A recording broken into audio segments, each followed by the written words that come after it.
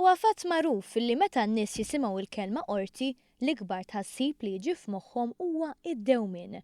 Huwa proprju dan wieħed mill-oqsma li kienu indirizzati mill-Ministeru għall-Ġustizzja permezz ta' diversi miżuri li waslu biex is-sena li għaddiet inqataw iktar każijiet kemm taċ-ċivil kif ukoll tal-kriminal. F'konsultazzjoni mal-President u membri tal-Kamra tal-Avukati, diversi Court Attorneys u l-Avukat Ġenerali fost ħaddiem oħra tal-qorti, il-Ministru tal-Ġustizzja Owen Bonnici sema suġġerimenti li kellhom għat-titjib fil-qasam tal-ġustizzja. Il-Ministru Bonnici sostna li fid-dawn li hemm diversi sentenzi li jdumu snin twal jiġu differiti, il-qorti identifikat u qatet 43 sentenza li kienu ilhom għaddejjin għal iktar minn 6 snin. L-istess proċedura se tibqa' ssir biex eventwalment ma jkollniex iktar każijiet li jdumu jkalkru snin.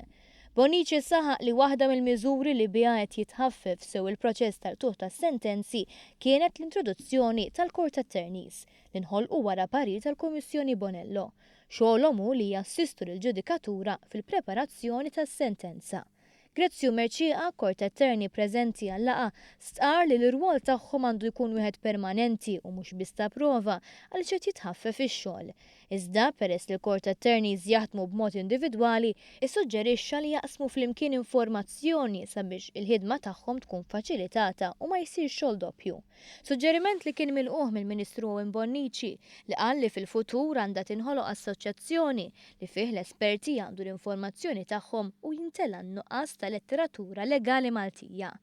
Il-President tal-Kamra tal-Avukati George Hisler stqarr li hemm diversi miżuri ġodda li qed iħallu riżultati mixtieqa.